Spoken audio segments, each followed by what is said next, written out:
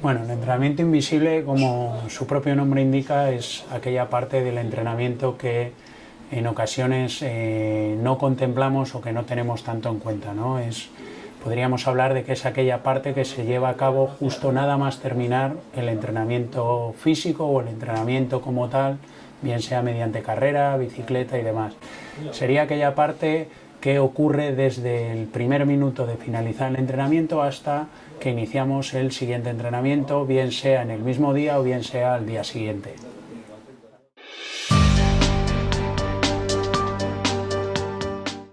Sí, un poco es esa parte, digamos, complementaria a lo que es el propio entrenamiento en sí, en donde incluimos diferentes apartados o diferentes aspectos que nos van a permitir, sobre todo, dar un salto de calidad y de asimilación de nuestro trabajo. Como bien dices, son aquellos apartados donde podemos incluir las horas de sueño, donde podemos incluir el descanso del propio día a modo de siesta, donde podemos incluir la alimentación, la hidratación, la higiene, el equilibrio a nivel psicológico, inclusive aquellos otros medios de recuperación que podemos tener a través de la fisioterapia, osteopatía, crioterapia, incluso pues, métodos más tradicionales como puede ser un trabajo complementario a nivel de flexibilidad o elasticidad.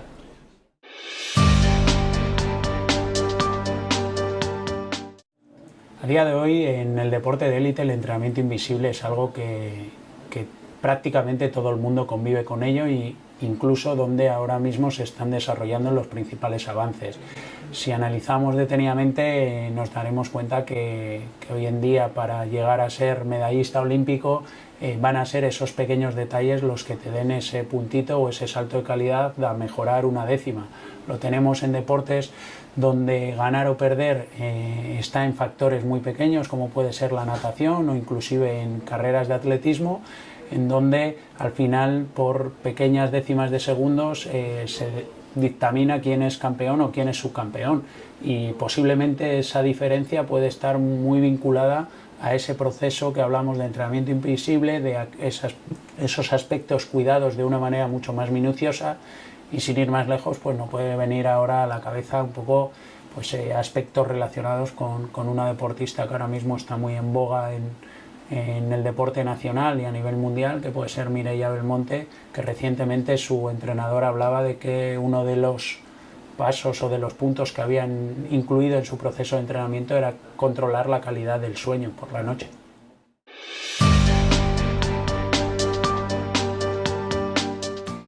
Cualquiera tiene acceso al entrenamiento invisible, principalmente está vinculado a un proceso educativo. Es más que, digamos, el suponernos un esfuerzo desde el punto de vista económico, desde el punto de vista logístico, es una cuestión interna de querer hacer las cosas bien, es una cuestión de adquirir hábitos, de educarnos en cuanto a qué debemos hacer nada más terminar nuestro entrenamiento, y posiblemente nuestra mejora, nuestro aumento de rendimiento, siempre atendiendo a nuestro nivel, muchas veces va a venir marcado por esos pequeños detalles y no tanto por el querer entrenar más. Hoy en día prevalece la calidad sobre la cantidad.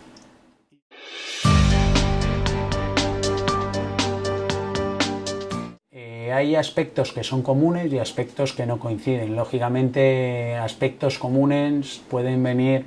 marcados por horas de sueño, pueden venir marcados por procesos de recuperación, bien sean con un profesional del ámbito o bien sean con medios alternativos, pero luego hay otras cuestiones relacionadas con el entrenamiento invisible a nivel de hidratación, a nivel de alimentación, que va a venir marcado por el tipo de esfuerzo. No tiene el mismo gasto, no tiene la misma fuente de energía un jugador de fútbol o de fútbol sala que un maratoniano, con lo cual esa parte de entrenamiento invisible, aunque hablemos de alimentación, no puede ser la misma alimentación para un deportista de deporte individual o de larga resistencia y un deportista de deporte colectivo cuyos esfuerzos son intermitentes, cuyas necesidades a nivel metabólica son otras.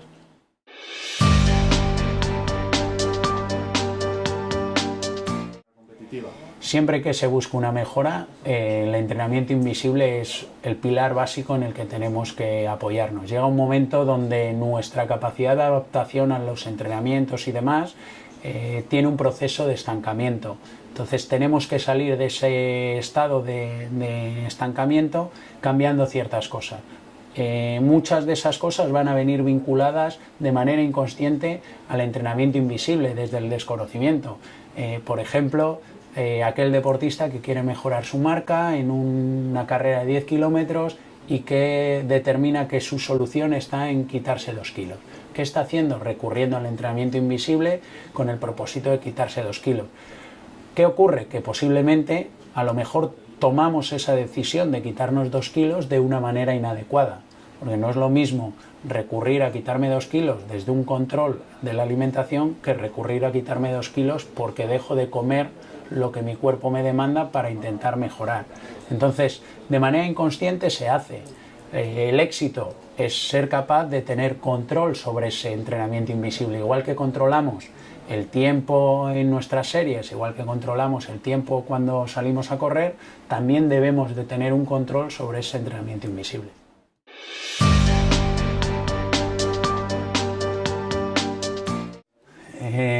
Hablar de un dato exacto es complicado porque habría que testarlo, habría que valorar desde un punto de vista de estudios y demás, pero sí que podemos estar hablando de en torno a una mejora de un 10, 15, 20% en función del nivel que tenga el deportista.